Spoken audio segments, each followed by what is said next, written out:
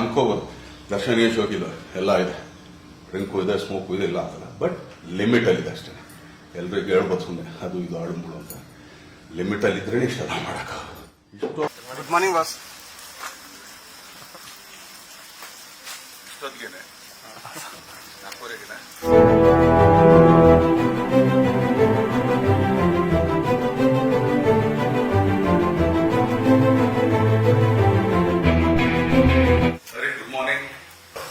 4:30 Darshan actually road ಮೇಲೆ ಇದ್ದಾರೆ, ಎಲ್ಲರೂ ನೋಡಿದ್ದಾರೆ ದರ್ಶನ್ ಏನೇನ್ ಮಾಡ್ತಾನೆ, ಎಲ್ಲೋ ಬರ್ತಾನೆ ಅಂತ. ಒಳಗಡೆ ಬಂದ್ಮೇಲೆ ದರ್ಶನ್ ರೋಟೀನ್ ಏನು ಅಂತ ಸುಮಾರು ಜನಕ್ಕೆ ಗೊತ್ತಿಲ್ಲ. ಸೊ ಅದೊಂದು ತಿಳಿಸೋದಕ್ಕೆ ಹಾಗೇನೆ ಕೆಲಸ ಶುರು. ಇವತ್ತಿಂದ 2 ವರ್ಷ ಆಗಿದೆ ಕೆಲಸ ಶುರು ಮಾಡೋದಕ್ಕೆ ನಮ್ದೇ ಪ್ರಿಪರೇಷನ್ಸ್ ಇರುತ್ತೆ. ಇದಿಷ್ಟು ನಿಮ್ಗಳಿಗೂ ಗೊತ್ತಾಗ್ಲಿ. ಯಾಕಂದ್ರೆ ದೂರದ ಬೆಟ್ಟ ನಿಮ್ಗೇನೋ ಎಲ್ರಿಗೂ ಏನೋ ಕೊಟ್ಟಿರ್ತಾರೆ ಅಂದ್ರೆ ಸಾರ್ಗಳು ಬಿಡಮ್ಮ ಅವ್ರಿಗೇನೆಲ್ಲ ಕೊಡ್ತಾರೆ ಅಂತ. ಏನೇ ಸ್ಟಾರ್ಟ್ ಅಂದಿದ್ರು, ಏನೇ ಉಪಕಾರ ಇದ್ರು, ಎಷ್ಟೇ ಲಕ್ಷ ತೊಳೆದ್ರು ಆ ಕೆಲ್ಸಕ್ಕೆ ಕೊಡೋ ಒಂದು ರೆಸ್ಪೆಕ್ಟ್, ಅದು ಯಾರೇ ಆಗ್ಬೋದು, ಯಾವುದೇ ಕೆಲಸ ಆಗ್ಬೋದು. ನನಗೆ ಇದನ್ನ ಮಾತ್ರ ಅಂತ ಹೇಳ್ತಾ ಯಾವುದೇ ಕೆಲಸ ತುಂಬಾ ಶ್ರದ್ಧೆಯಿಂದ ಮನಸ್ಸಿಟ್ಟು ಆ ಕೆಲಸ ಮಾಡಿದ್ರೆ ಖಂಡಿತ ಅದು ಫಲ ಕೊಡ್ತಾನೆ ಹೋಗುತ್ತೆ. ಸೊ ಇವತ್ತೆಲ್ಲ ಬಂದ್ಬಿಟ್ಟಿದೆ ನಿಮಗೆ, ಓಕೆ ಇಲ್ಲೆಲ್ಲ ಹೆಂಗ್ ಮಾಡೋ ನಡೀತದೆ. ಇವತ್ತು ಬಂದಿದೆ ಅಂದ ತಕ್ಷಣ ಇನ್ನೂ ಜಾಸ್ತಿ ರೆಸ್ಪಾನ್ಸಿಬಿಲಿಟಿ ಜಾಸ್ತಿ ಆಗಿದೆ. ಸೊ ಅದಕ್ಕೆ ಏನೇನು ಮಾಡ್ತೀವಿ ನಾವು ನಾವೇನು ಪ್ರಿಪೇರ್ ಆಗ್ತೀವಿ. ಯಾಕಂದ್ರೆ ಒಂದ್ಸಲಿ ಶೂಟಿಂಗ್ ಅಂತ ಬಂದಾಗ ನಮ್ದೇ ಆದಂತ ಒಂದು ಪ್ರಿಪರೇಷನ್ಸ್ ಏನೇನಿದೆ ಅದಷ್ಟು ನಿಮ್ಗೆ ಗೊತ್ತಾಗ್ಲಿ. ಯಾಕಂದ್ರೆ ಇವತ್ತಿಂದ ಕ್ರಾಂತಿ, ಒಂದು ಹೊಸ ಕ್ರಾಂತಿ ಶುರು ಆಗುತ್ತೆ. ಸೊ ಕ್ರಾಂತಿ ಸಿನಿಮಾಗೆ ದರ್ಶನ್ ಒಬ್ಬ ಕಲಾವಿದನ ನಾನೇನೇನ್ ಮಾಡ್ತೀನಿ ನಿಮ್ಗೂ ಸ್ವಲ್ಪ ಗೊತ್ತಾಗ್ಲಿ ಅಷ್ಟೇ. ಬರೀ ಯಾಕಂದ್ರೆ ಬೆಳಿಗ್ಗೆ ಒಂದು 5 ಗಂಟೆಗೆ ಸ್ಟಾರ್ಟ್ ಆಗುತ್ತೆ ನನ್ನ ರೂಟೀನ್. ಬನ್ನಿ ಸುಮಾರು ಜನ ನೋಡಿಲ್ಲ, ಹೇಮಂತ್ ಅಂತೇಳಿ ನನ್ನ ಜಿಮ್ ಕೋಚು, ನನ್ನ ಟ್ರೈನರು ಎಲ್ಲ ಹೆಚ್ಚು ಕಮ್ಮಿ ಒಂದು 8 ವರ್ಷ ಆಯ್ತು. 8 ವರ್ಷದಿಂದಲೂ ನೀವು ಈಗ ಐರಾವತ ನೋಡ್ಬೋದು, ಇಲ್ಲ ಕುರುಕ್ಷೇತ್ರ ನೋಡ್ಬೋದು, ಎಲ್ಲಾ ಸಿನಿಮಾಗೂ ನಮ್ಮ ಹೇಮಂತ್ ಅವರೇ ನನ್ನ ರೆಡಿ ಮಾಡೋದು.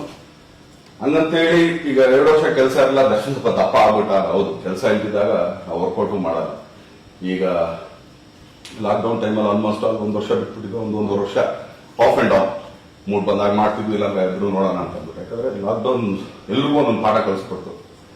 ಹಾಗೇನೆ ನಾವು ವರ್ಕೌಟ್ ಅಂದಾಗ ನಾವು ಅದಕ್ಕೆ ಆದಂತ ಒಂದು ಪ್ರಿಪರೇಷನ್ ಅಲ್ಲಿ ಇರ್ತೀವಿ, ಮೈ ಎಲ್ಲ ದಂಡಿಸ್ತೀವಿ, ಮೈಗೂ ಸ್ವಲ್ಪ ರೆಸ್ಟ್ ಬೇಕಾಗುತ್ತೆ. ಸೊ ರೆಸ್ಟ್ ಅಂದಾಗ ಸ್ವಲ್ಪ ಹಿಂಗಿರ್ತೀವಿ, ಪುನಃ ಕೆಲಸ ಅಂದಾಗ ಹಿಂಗೆ ಆಗ್ತೀವಿ. ಸೊ ಈ ತರ ಬಂದಿದ್ದು. ಸೊ ಬೆಳಗ್ಗೆ ಪಾಪ ಹೇಮಂತ್ 5 ಗಂಟೆಗೆ ಶಾರ್ಪ್ ಇರ್ತಾರೆ. ಸೊ ನಾವು ಎಲ್ಲ ರೆಡಿಯಾಗಿ ಎಲ್ಲ ರೆಡಿ ಮಾಡ್ಕೊಳ್ಳೋಷ್ಟು ಹೆಚ್ಚು ಕಮ್ಮಿ ಒಂದು ಅರ್ಧ ಮುಕ್ಕಾಲು ಗಂಟೆ. ಸೊ ಇಲ್ಲಿಂದ ನಾನು ಪ್ರೋಟೀನ್ ಸ್ಟಾರ್ಟ್ ಆಗುತ್ತೆ. ಬರೀ ಏನೇನು ಪ್ರೋಟೀನ್ ಮಾಡ್ಕೊಂಡು ತೋರಿಸ್ತೀನಿ.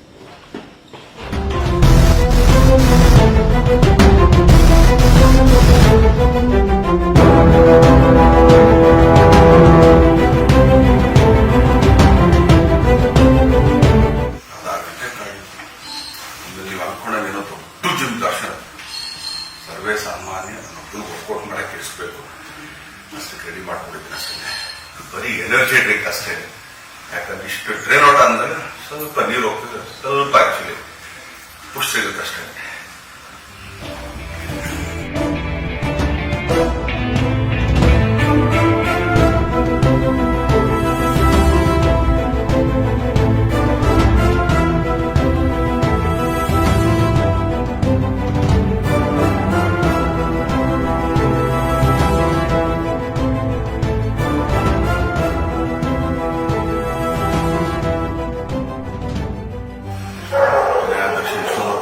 ಕೆಳಗಡೆ ನಾವು ದರ್ಶನ್ ಡಂಬಲ್ ಎತ್ಕೊಳಕ್ಕಾಗಲ್ಲ, ಬೇಗ ಮಾಡ್ಕೊಬೇಡ್ರಿ. ಆಗ್ಲೇ ಬ್ಯಾಕ್ L4 L5 2 ಹೋಗ್ಬಿಟ್ಟಿದೆ. ಕೆಳಗಡೆಯಿಂದ 1 kg ಎತ್ತಿದ್ರು ಮುಗಿತ್ ನನ್ನ ಕತೆ. ಸೊ ಅದಕ್ಕೆ ಸ್ವಲ್ಪ ಇದು ಕೊಡ್ತಾರೆ, ವರ್ಕೌಟ್ ಮುಗಿಸಿ ಮತ್ತೆ ಕೈ ಕೊಟ್ಬಿಡ್ತೀವಿ. ಅನ್ಯತಾ ಭಾವಿಸ್ಬಾರ್ದು.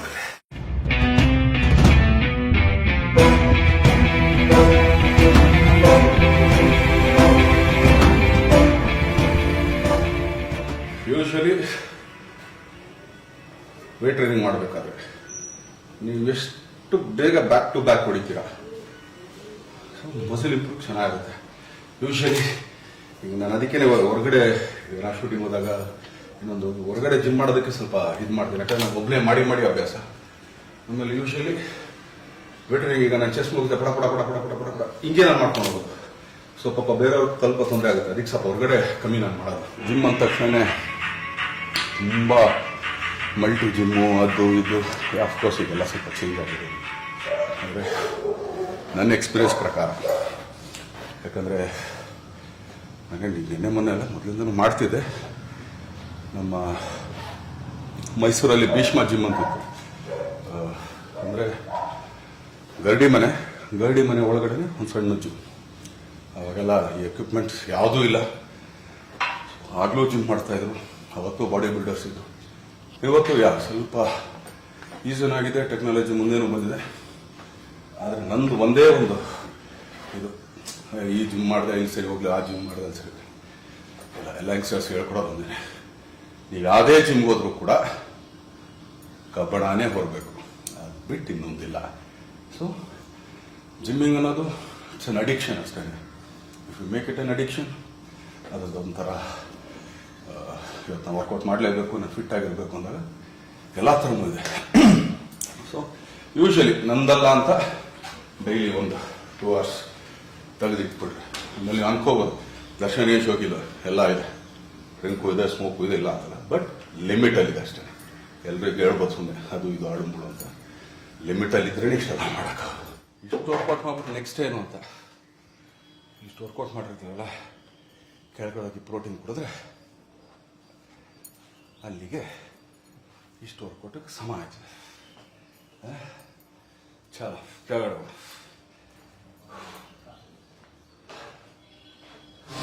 ಆಯ್ತು. 5 ಗಂಟೆಯಿಂದ 7:30 ಇಷ್ಟು ಪ್ರೋಟೀನ್ ಆಯಿತು. ಇನ್ನೊಂದು 1/4 ಗಂಟೆ ಸ್ನಾನಕ್ಕೆ ಹೋಗಿ ಬರ್ತೀನಿ.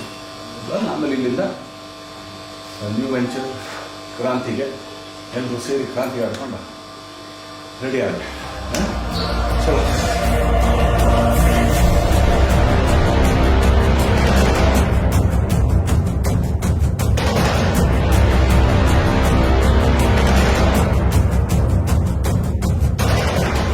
ಮೆಜೆಸ್ಟಿಕ್ ಸಿನಿಮಾ ಮುಹೂರ್ತ ಟೈಮಲ್ಲಿ ಏನೊಂದು ನರ್ವಸ್ ಇತ್ತು, ಒಂದು ಖುಷಿ ಇತ್ತು. ಸೊ ಇವತ್ತು ಸ್ವಲ್ಪ ಅದೇ ಥರ ಫೀಲ್ ಮಾಡ್ತಾ ಇದ್ದೀನಿ. ಏನಕ್ಕೆ ಅಂತಂದರೆ 2 ವರ್ಷ ಆಯ್ತು ಆ್ಯಕ್ಚುಲಿ ಕೆಲಸ ಮಾಡಿ, ಬಣ್ಣ ಹಚ್ಚಿ. ಸೊ ಎಲ್ಲ ಈ ಕೋವಿಡಿಂದ ಸ್ವಲ್ಪ ಸ್ಟೇಬಲಿಗೆ ಬರ್ತಾ ಇದೆ.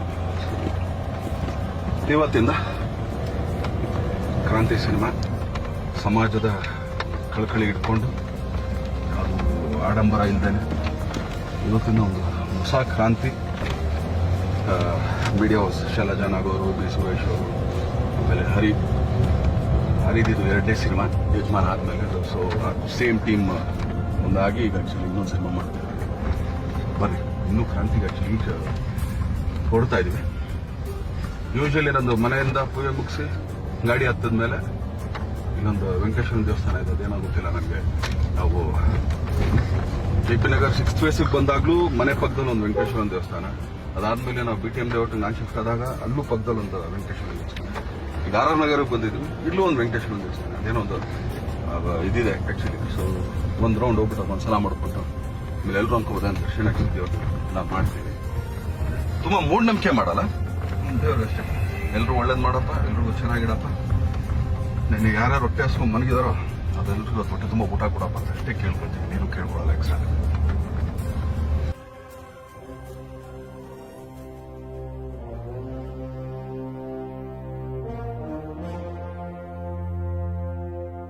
ಸ್ವಲ್ಪ ಆ ಕಡೆ ತೋರ್ಸಪ್ಪ ನಮ್ಮ ಡೈರೆಕ್ಟರ್. ಈಗ ಆಕ್ಚುಲಿ ಮೊದಲನೇದಾಗಿ ಫಸ್ಟ್ ಡೇ ಇದು ರೋಟೀನು, ಇದು ನಮ್ಮ ಜಾಗ.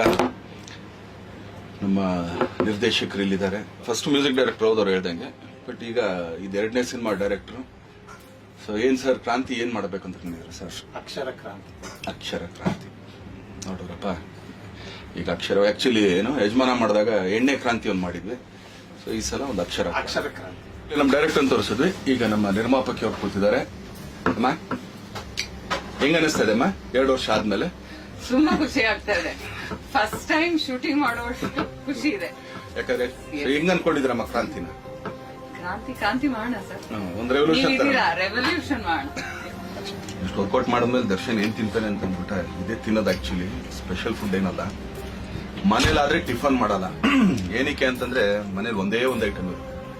ಆಕ್ಚುಲಿ ಒಂದು ಅರ್ಧ ಇಡ್ಲಿ, ವಡೆ. ವರ್ಕೌಟ್ ಮಾಡಿದ್ರು ಡಯಟ್ ಅಂದ್ರೂ ವಡೆ ಇರಲೇಬೇಕು. ಅದಾದ್ಮೇಲೆ ಇನ್ನೊಂದೆರಡು ಏನೇನು ಐಟಮ್ ಇದೆ?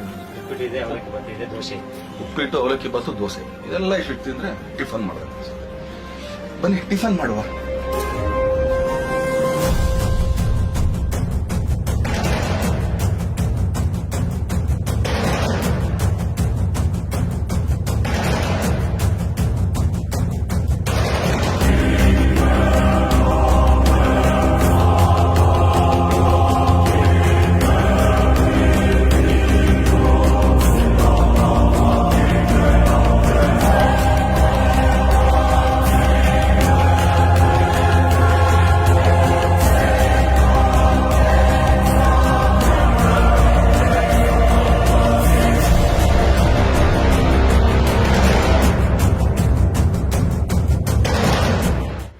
ಅವಾಗಲೇ ಆಕ್ಚುಲಿ ಡೈರೆಕ್ಟರ್ ಪರಿಚಯ ಮಾಡಿಸಿದ್ವಿ, ಆಮೇಲೆ ನಿರ್ಮಾಪಕರು ಪರಿಚಯ ಮಾಡಿಸಿದ್ವಿ.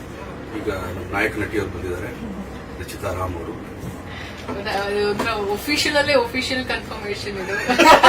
ಫಸ್ಟ್ ಟೈಮ್ ಮ್ಯಾರಿಟಲ್ ಬಂದು ಕುತ್ಕೊಂಡು ಈ ತರ ಒಂದು ಇಂಟರ್ವ್ಯೂ ಮಾಡಿದ್ರು, ಇದೇ ಒಂದು ಖುಷಿ ನನಗೆ. ನನ್ನ ಸಿನಿಮಾನೇ, ಬಟ್ ನಾನು ಕ್ಯಾಮ್ರಾ ಹಿಂದೆ ಇರ್ತೀನಿ. ಅವಾಗ ಬಂದು ಹೋಗ್ತೀನಿ, ಸೆಟ್ಗೆ ಬರ್ತೀನಿ. ಪ್ರೊಡ್ಯೂಸರ್ ಸ್ವಲ್ಪ ಹಿಂಸೆ ಇಡ್ಬೋದು, ಖಂಡಿತ ಡೈರೆಕ್ಟರ್ ಇರ್ಬೋದು, ಖಂಡಿತ ಸರಿಗಿರ್ಬೋದು. ಮತ್ತೆ ಡೈರೆಕ್ಟರ್ ಸರ್, ಪ್ರೊಡ್ಯೂಸರ್ ಮೇಡಮ್, ನಮ್ಮ ಅಣ್ಣನಿಗೆ ತುಂಬಾನೇ ಕಷ್ಟ ಕೊಟ್ಟು ನಾನು ಬಂದು ಕಿಡ್ನಾಪ್ ಮಾಡ್ಕೊಂಡು ಹೋಗ್ತಾ ಇರ್ತೀನಿ. ನಮಗೆ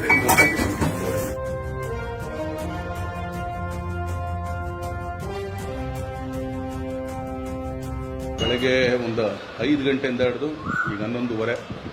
ಸೊ ಇವತ್ತಿನ ಒಂದು ಕೆಲಸ ನಂದು ಏನೇನಿದೆ ಎಲ್ಲ ತೋರಿಸಿದ್ದೀನಿ. ಮತ್ತು ಮೂರ್ತಾಗಿದ್ದಕ್ಕೆ ಬರೀ ಇಷ್ಟಿಗೆ ಮುಗಿದಿದೆ.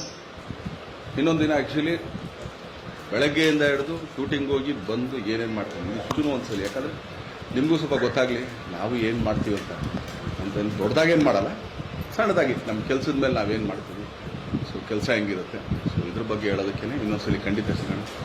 ಇವತ್ತಿಂದ ಕ್ರಾಂತಿ ಸ್ಟಾರ್ಟ್ ಆಗಿದೆ. ಸೊ 2 ವರ್ಷ ಆಯಿತು ಸಿನಿಮಾ ಮಾಡಿ. ಸೊ ಇದು ಬೇರೆ ಆಯಾಮ ಇರೋಂಥ ಒಂದು ಸಿನಿಮಾ. ಸೊ ಇದಕ್ಕೆಲ್ಲ ನಿಮ್ಮ ಪ್ರೀತಿ, ಪ್ರೋತ್ಸಾಹ, ಬೆಂಬಲ, ಆಶೀರ್ವಾದ ಕೊಡಿ. ಯಾಕಂದರೆ ಹರಿಕೃಷ್ಣ 2ನೇ ಸಲ ಮಾಡ್ತಾ ಇರೋದು. ಸೊ ಅದೇ ಸೇಮ್ ಟೀಮ್, ಆ್ಯಕ್ಚುಲಿ ಯಜಮಾನ ಏನು ಟೀಮ್ ಇತ್ತು ಅದೇ ಟೀಮ್ ಮಾಡ್ತಾ ಇದ್ದೀವಿ. ಇದರಲ್ಲಿ ಸ್ಪೆಷಲ್ ಏನಂತಂದರೆ ರವಿ ಸರ್ ಇದ್ದಾರೆ, ಆಮೇಲೆ ಸುಮಮ್ಮ ತುಂಬ ಒಳ್ಳೆ ಪಾತ್ರದಲ್ಲಿ, ಹಾಗೆಯೇ ರಚಿತಾ ರಾಮ್ ನಾಯಕಿ ಮಾತಾಡ್ಸಿದ್ದೀನಿ. ಇವರೆಲ್ಲ ಸೇರಿ ಇನ್ನೂ ಒಂದು ಕಲಾವಿದರ ದಂಡೇನೇ ಇದೆ. ಸೊ ಆಶೀರ್ವಾದ ಸದಾ ನಮ್ಮ ಮೇಲಿರಲಿ, ಕನ್ನಡ ಚಿತ್ರರಂಗದ ಮೇಲಿರಲಿ ಅಂತ ಕೇಳ್ಕೊಳ್ತೀನಿ.